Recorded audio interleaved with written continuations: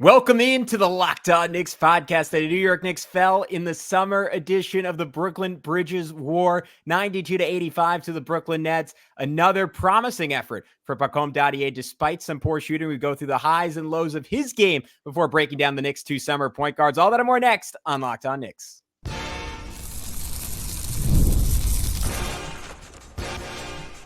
You are Locked On Knicks, your daily New York Knicks podcast. Part of the Locked On Podcast Network. Your team every day. Hey, what's up, guys? You are Locked On Knicks, and today's episode is brought to you by Game Time. Download the Game Time app, create an account, and use code LOCKEDONNBA for $20 off your first purchase. Terms apply. I want to thank you for making Locked On Knicks your first listen today and every day, because we are now available on all platforms. So be sure to check us out every single day on YouTube by hitting that subscription button and that notifications bell to ensure you never miss one. And then do the same on your favorite podcast platform of choice by hitting the auto download function. But who's talking to you? I'm Gavin Shaw, your favorite play-by-play broadcaster's favorite play-by-play broadcaster, live from North Carolina. He is Alex Wolf, battling a little under the weather, but we have to bring you this summer league heat. Unfortunately, the Knicks have not brought the heat through two games. Their second straight loss after a close one against the Hornets. Another nail-biter, Alex, against the hated Brooklyn Nets. No Mikal Bridges for either side in this one. The Knicks raced out to a big lead. Absolutely dominant start, 17-4 run. Looked like they were going to blow out Brooklyn, continue to keep pride in Manhattan. And the Nets forced a whole bunch of turnovers, hit a whole bunch of threes down the stretch, and ended up pulling this one out. Summer League, though, is not about the end result. It is about the journey we take to get there. Pacome Dadiet, second game, some poor shooting, but I thought some promising signs, Alex. Yeah, I mean, first off, shout out to the Nets. I mean, they did one of the only times you'll hear me say that sentence, but I mean, they played hard. They cranked the defense up, and it really bothered some of the guys on the Knicks. I think it's important to remember too. I mean, most of the guys we're looking at on the Knicks, even if we have high hopes for them, were late first or actually only one late first round pick or straight up second round picks or undrafted players. So the Knicks are not exactly fielding an all-star team here. And, like you said, it's more just about seeing what there is to build on with a lot of these guys. I think you could maybe argue for someone like Kolek, like we're looking for, okay, this guy might be someone that's a dark horse to contribute this year. So, like, are we seeing enough out of this 23-year-old prospect that, they're ready to go? But someone like Dadiet, it's going to be a long,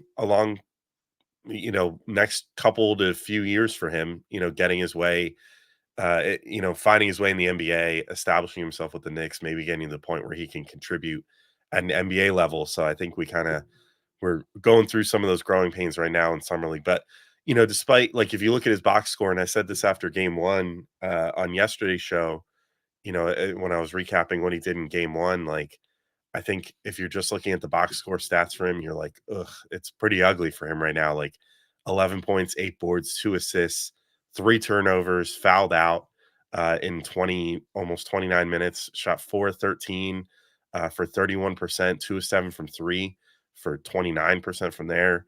Only made 1 and 2 free throws. So, like, those numbers all look ugly, but the process looks so good with him. Like, for the second straight game, I was really, really impressed with how he moves, like what he does off ball, what he does with the ball in his hands. Like, you can see he just needs to keep his dribble a little tighter. Like, there was a number of times early in the game, on some of those turnovers where it seemed like he was dribbling a little too far away from his body. Hasn't quite figured that out yet. I haven't really done my history deep dive on Pacome yet, but, I wouldn't be surprised if he's gone through a growth spurt, in the last couple of years, because a lot of guys do that when they, just people, human race in general. A lot of guys, go through a growth spurt when they're like 16, 17, 18, sometimes beyond, especially we see with NBA players. They shoot up a ton towards the end of high school sometimes and then continue growing all the way into their early 20s. So he might still be learning how to handle. And then the 3-point shooting, I wasn't worried about it after the last game, and I continue to not be so worried about it right now. He shot 2 of 7. He made 2 in a row at one point, made 1 right dead on from center, and then 1 from the corner. The corner one, I think, looked a little smoother because that's more what he's used to. in the, when he was playing in FIBA, when he was playing under FIBA rules. The 3-point line is like a foot and a half shorter from dead on and from above the break than it is in the corner, where it's basically the same as the NBA. So, he's still kind of working through all those things, but movement wise and process wise and everything else, I thought he was doing good stuff. Like, he was getting out in transition. He's cutting well, which we saw him get a nice cutting bucket at one point in this game. Like, he's still defending pretty well, though I didn't think his defense stood out quite as much as in the first game against Brandon Miller. But yeah, I overall like what I'm seeing from the kid. I think that, he's going to have a lot of time in Westchester this year, probably to figure things out. And maybe we'll get a few moments here and there with the big club to kind of show out in garbage time or whatever, hopefully. But, I all in all, process wise, I really like what we're seeing from Pacome. Yeah, I think I'm with you. I think there's a lot of promise there. To me, the number one things that stands out is just his size and how coordinated he is and how well he moves. I mean, when you get to 6'6", 6'7" or taller, I think you're just looking at how a guy runs at the end of the day, how he looks when he's dribbling, and those things are like major checks for me with Pacome in a way that has almost surprised me. Just because when you see guys that height, that are that fluid, that have some level of touch and some level of basketball IQ, both of which are things he clearly possesses. The touch, he hasn't really shown that much through 2 summer league games. But you go back to the episode we did with chucking darts on him, and he has shown a lot of touch throughout his youth career, and that might have been at his height the single most appealing part of his game. So it's not something that is super concerning to me going down the road. I'm with you. Like, the way he runs in transition, got that early dunk running in transition. Early fourth quarter, late third quarter, Rokas missed him on what should have been another transition dunk, and Rokas just never made the pass, but he was ahead of everyone. Defensively, like, there were times where he got beat, and I'm with you in that. Like, there wasn't really one moment where I was like, oh my God, this guy's insane. But again, just like the lateral quickness, like, to me, like the maybe the one small moment that jumped out at me, like Keon Johnson, who, like, I remember doing podcasts on him Alex like 3 or 4 years ago, coming out of Tennessee, and he was just like this monster athlete. I think one of the best vertical leaps ever coming out of the combine, and he just tried to blow right by Pacome, and Pacome just like kind of shifted to his left. And it was almost like what you see like with Drew Holiday at his best, where someone runs just right into your shoulder, and Pacome was like totally straight up on that. Like, I just like his lateral quickness. I like that he doesn't really use his hands very much when he's defending. The handle looks very smooth to me. I'm not sure how functional it is at this point, because he's just like, he's not getting a ton of separation. I thought it was really hard for him to find great shots for the second straight game. Like, he had one where like he just like pulled into like an elbow jumper, and it ended up being a double pump because his defender was right with him. Like, another drive where it was like sort of like a 1 foot, one-handed push shot, because again, he was pretty smothered. So to me, if there's one thing I'm really looking for over these last few summer league games from him, it's like, can he get like clean looks off the dribble? Like, I just want 1 or 2 possessions a game where he blows by a guy and gets a layup or dunk. Again, that stuff in some ways, like, it's a little counterintuitive to think that might be easier in the NBA than in summer league. But in the NBA, much like when you go from college basketball to the NBA, you just have a better space floor, and there are more shooters out there that guys respect. In summer league, everyone's kind of clogged up. There's a lot of very aggressive help defense, because again, you just don't trust a lot of the shooters out there. So maybe that's something that opens up for him a little bit more on the next level. But again, the process was good. Had a really nice Euro in transition into a lefty layup that he ultimately missed. But again, the move at 6'8", that is what you're looking for. He seems unselfish, like always wants to make an extra pass. To your point, the shooting was kind of hit or miss. I thought his rebounding was really good, really impressive. My final complaint as I take you on this roller coaster of emotions I went through watching this game, was that he just needs to be a little stronger with the basketball. And the Nets were making that initial second quarter run. Jalen Wilson stripped him really cleanly at one point. And then, of course, maybe the bucket that lost in the game, he gets a big rebound. Knicks are down 89-85, and just immediately has the ball taken out of his hands for a dunk for the Nets. Like, I think that is a big difference in the NBA relative to Europe, just how aggressive the defenders are and how strong the defenders are. And that's something, as an 18-year-old, who's plenty of time to acclimate to. He's a blank canvas in a lot of ways. Like, I can't really say I have a great instinct of like whether he's going to be a really good NBA player or he's just never going to be a rotation guy. But there are certainly tools there that I find very encouraging. Yeah, I'm with you there. I mean, I think At minimum, I'm starting to see outlines of, if the 3-point shot comes around and he continues learning his body and learning the NBA and everything, I think a 3-and-D guy is very within reach for him. Because at minimum, he seems to have good instincts about just when to shoot, when to cut. Has enough of a handle to, make a quick blow by or whatever. If he gets the opportunity as he keeps, developing his body, getting faster, getting stronger at the NBA level. Cause he looks like he has NBA size at the moment, but he doesn't quite look like he has like NBA definition yet, which is again probably a function of being young and still growing into your body and whatever. It's tough to kind of like really put on your like grown man muscles when you're still growing. It's like you can't work the muscles fast enough when you're Alex, I still. haven't gotten them at 29, so it doesn't even happen for everyone. So Pacome really has to work. He has to stay in the gym. There you go. There's the late bloomers and there's the extra late bloomers. You know what I mean? So we'll see where Pacome falls on that overall scale. But I will say I think that we can pretty safely say that Tyler Kolek has shown a decent amount of NBA skills. I went so far in the last episode as to say that I think that he's maybe going to play himself out of summer league at some point soon. Although maybe some slight doubts came up in regard to that in this game. So we're going to talk about Kolek in just a second when we get back in. But first, we want to tell you about our good friends over at eBay Motors. Passion, drive, and patience, the formula for winning championships, is also what keeps your ride or die alive. eBay Motors has everything you need to maintain your vehicle and level it up to peak performance. Superchargers, roof racks, exhaust kits, LED headlights, and more. Whether you're into speed, power, or style, eBay Motors has you covered. With over 122 million parts for your number one ride or die, you'll always find exactly what you're looking for. With eBay Guaranteed Fit, your part is guaranteed to fit your ride every time or your money back. Because with eBay Motors, you're burning rubber, not cash. With all the parts you need at the prices you want, it's easy to make your car the MVP and bring home huge wins. Keep your ride or die alive at ebaymotors.com. Eligible items only. Exclusions apply. eBay Guaranteed Fit, only available to U.S. customers. Hey, what's up, guys? We are back on Locked On Knicks. It is time to talk Tyler Kolek. Alex, you hinted at it a little bit. What did you make of his game two, and what were sort of the separators between game one and game two for you in terms of how he played? I think he played very similar in a lot of ways, but I think it was easier to be wowed by it in game one, whereas you can start kind of picking things apart a little bit in game two. I think the passing still looks fantastic. He has great instincts as far as when the exact right moment is on a drive to kick out to a shooter or to hit a trailer or to keep the eye out for the cutter. Like, he seems to just have a great sense of where everybody is on the court at any given time, and that didn't change in this game. I think the one thing that I would want more of out of him, and maybe this is, coaching or whatever. Like, I don't know if he's been told like, hey, your job is to set the table for everybody else. Let's get Pacome involved. Let's get, Huck Porty involved. Let's get, all your various teammates going.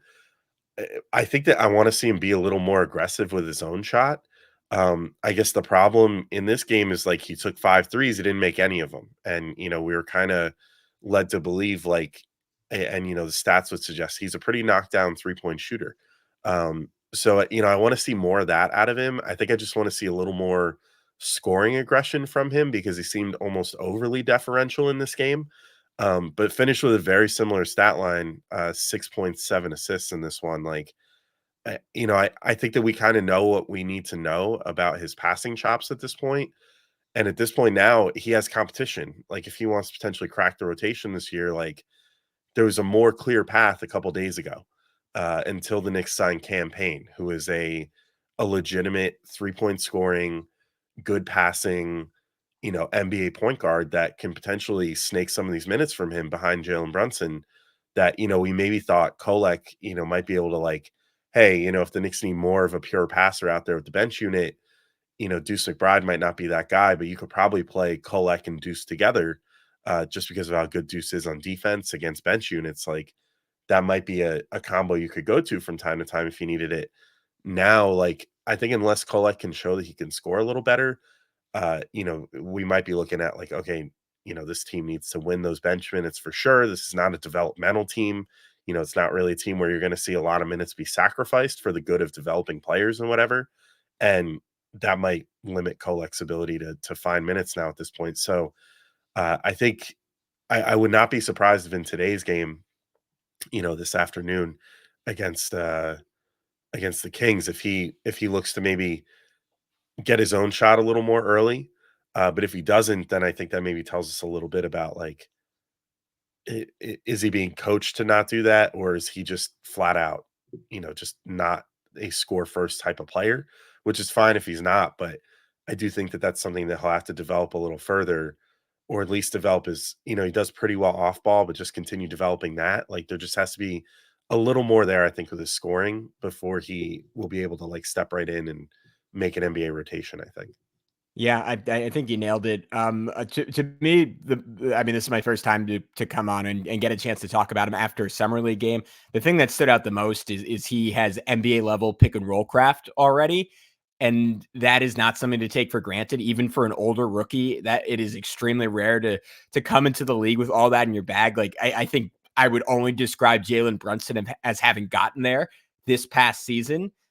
So it's really impressive, some of the reads he makes and the level of manipulation he's able to go through. Like he's playing everyone on the court like on a fiddle, like a master puppeteer out there. I go to like his first like three kind of crucial possessions in the game, all in the first 5 minutes, and he three plays that sort of wowed me. Like first possession of the game, overhand cross court hook pass to opposite wing.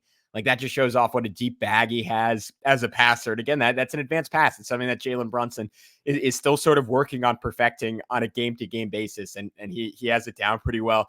Such a good job manipulating pace. Like they set a stagger screen for him, which we know the Knicks for years and years and years now love to have as part of their arsenal, trying to free up a primary ball handler at the top of the key. Initially speeds by it, slows down, speeds up again, separates from his defender, Nash dribble, circling under the rim. He loves to do that. And then just a little slip to Ariel Hukporti for a jam. And then in transition, I might be reading too much into this, and he might have just been trying to throw a lob and Toppin didn't cut. But he had that play where it was like a 3-on-2. Toppin was in the corner. Toppin just clearly wanted to camp out there, sit out there for a three. And Kolek was like, "Do you know what your last name is, dude?" And he threw it in such a way that it forced Toppin to sprint in to save the ball, and he ended up getting a dunk because of it. But I love that Kolek was like, no, you're like, even to his own teammate, you're taking the shot I want you to take. You're not taking the shot you want to take, because I know you getting a dunk is a higher percentage look than you getting a wide open three. Like he has some, I can't say the word I want to say, but like some I'll just say some spice to his game. Like there's a little white chocolate in there, where and even personality wise, he reminds me of white chocolate a little bit. Where like he at one point just like you could hear him like screaming at Hukporti when he ended up getting fouled after he sort of hesitated around the rim to quote unquote dunk that S word I can't say, and there's just a lot of fun to his game, and the passing is outstanding. To your point, though, I think if he doesn't improve the scoring or himself as a scoring threat, like NBA defenses, they are too good if they only have to play you for one thing.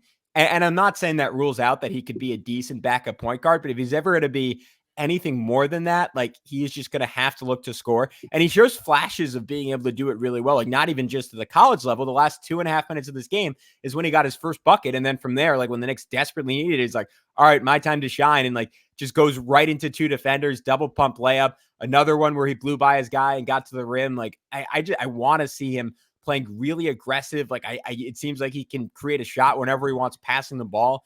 Just for the sake of variety, I want to see what it looks like when he tries to get to the rim. I want to see him get to his pull-up. That was such a big issue and such a struggle for him in college, and maybe is the biggest differentiator between him being someone who could play 20-plus minutes in the NBA versus just being a break in case of emergency option. And you want to continue to see more defensively. Some possessions look just fine. He clearly battles really hard. A lot of times he got caught up on screens, and his defense, Jacob Gilyard at 5'9", lightning quick, really, really tough defensive assignment by summer league standards. I still think there is more to be done there. But Alex, as we switch gears and transition to our favorite point guard on this team from overseas, Rokas Jokubaitis. Another game where he does not really get to play substantial minutes, only 14 in this one. Game one, you could kind of excuse it a little bit more because he was obviously coming off of Olympic qualifying. He did not get to participate in the mini training camp that this team has.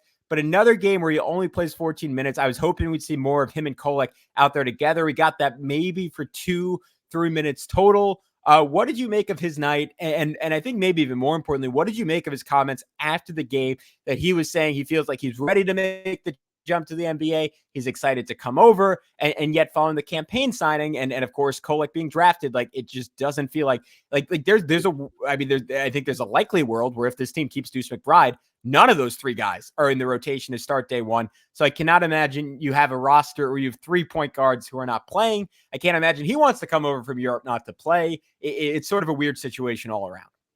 Yeah, I think there's a much larger discussion to be had about Rokas that'll probably take up the whole third segment of the show. So let's take just a second. We're going to talk about Rokas Jokubaitis.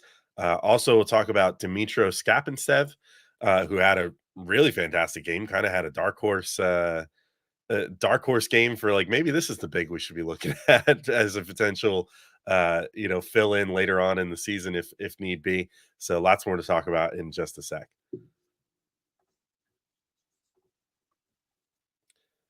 But first, I got to let you all know about our friends at FanDuel. And I love sports. I love them so much. I never want them to stop. But when the playoffs wind down, we get fewer games and the sports aren't sporting like I want them to. But FanDuel lets me keep the sports going whenever I want. All I have to do is open the app and dream up bets anytime I'm in the mood. And this summer, FanDuel is hooking up all customers with a boost or bonus daily. That's right. There's something for everyone every day, all summer long. Right now, the New York Knicks are 3.5-point dogs to the Sacramento Kings for today. So if betting on Summer League is your jam, maybe that's something that you look at because I don't know. I don't think that the Kings Summer League team exactly has the talent to blow you away. I mean, I guess you could say the same about the Nets when the Knicks faced them yesterday and ultimately just kind of hustle and guile one out. So maybe Keon Ellis by himself as a guy who's definitely an NBA player, it seems like, is enough to, sway that game. But I don't know. The Knicks got to win one at some point. So 3.5-point dogs or just straight money line. I think they're like plus 150 on FanDuel right now. Maybe go place a bet. Go, give yourself a little extra vested interest in your summer Knicks today. So head over to FanDuel.com and start making the most out of your summer. FanDuel, official sports betting partner of Major League Baseball. All right, Gavin, we're back in, and you posed the question before we went to break about Rokas Jokubaitis, and yeah, I think I feel like there's always one of these guys every summer league where we look at it and we go, man, I really want to see more out of that guy.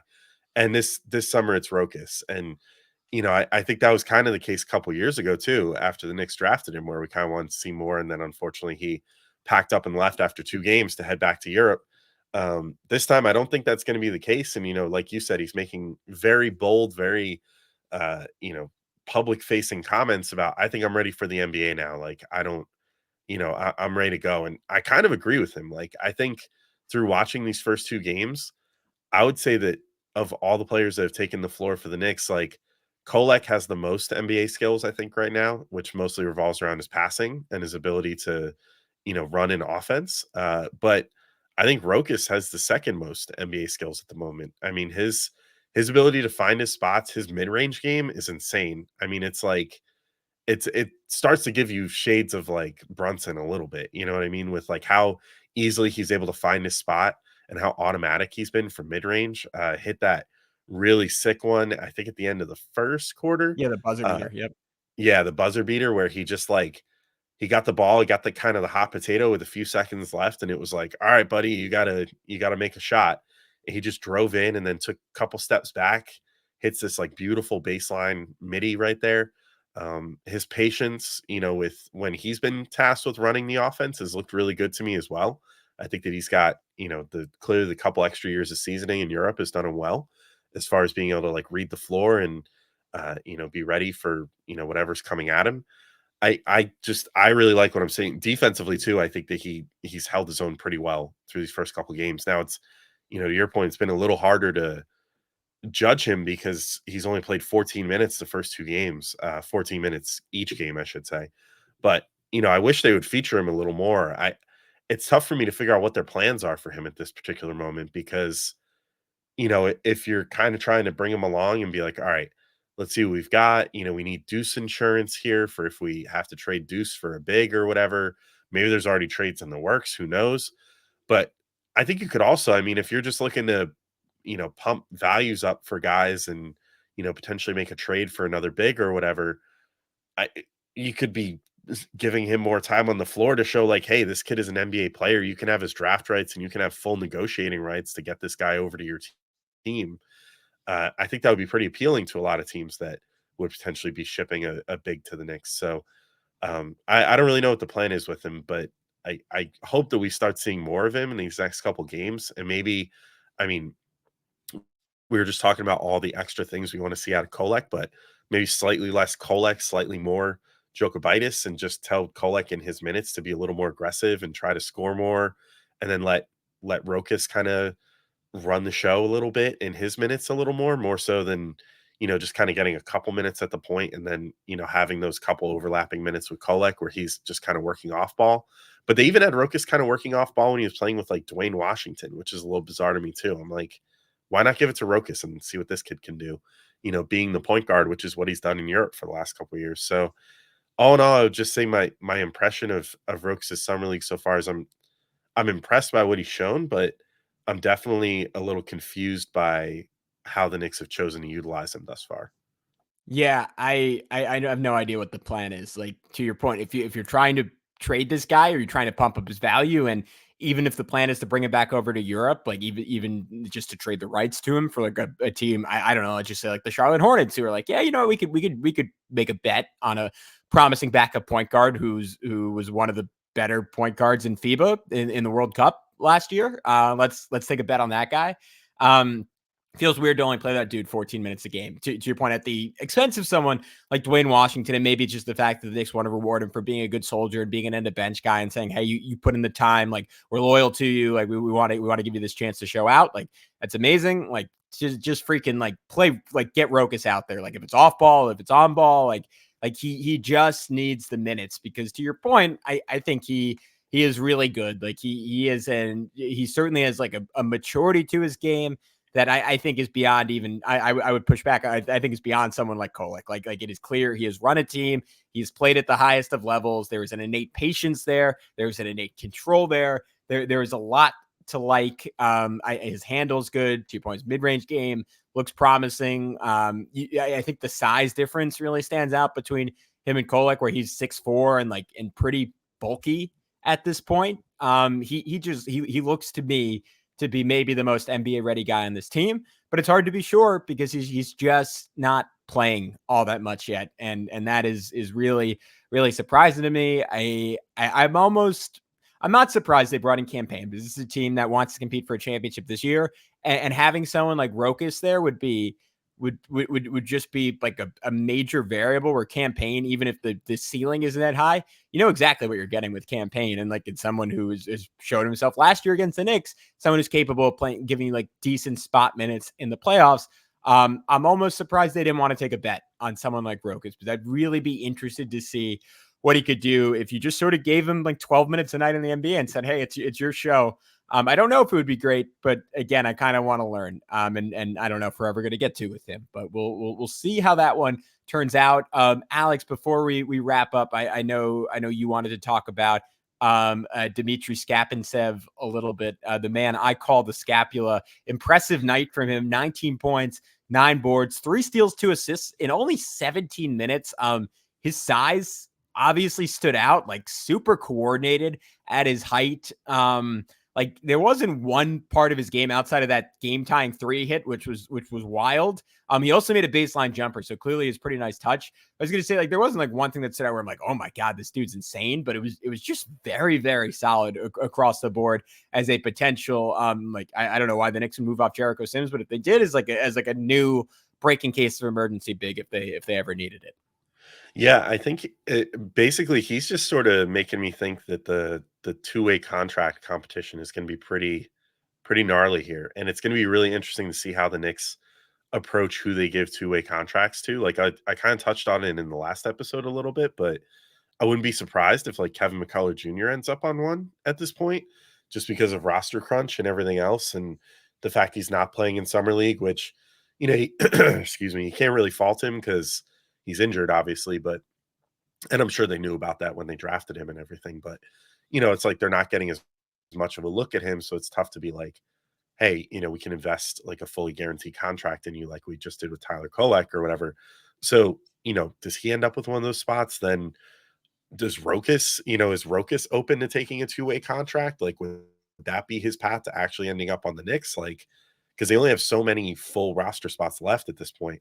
And then, what do you do about a guy like Skapinsev that's like, I mean, he looks really good. Like these first two games, the first game, he didn't stand out as much, but in this one, I'm like, to your point, nothing was so flashy right up until that 3-pointer late that was obviously like a huge clutch bucket, but he just kind of did everything well. Like he didn't make too many mistakes. Like he was, I think being pretty good as far as like being a rim defender and stuff. Like I like him better than Huckporty so far through 2 games, if I'm being completely honest. Like, and it's not to say that Huckporty can't, progress further because I think he's a little younger and everything else, but like I like Skapinsev so far. So if that's a guy that they feel good about giving a two-way contract, I would not be opposed. And then like you still have like Jacob Toppin hanging out right there that could end up being another one.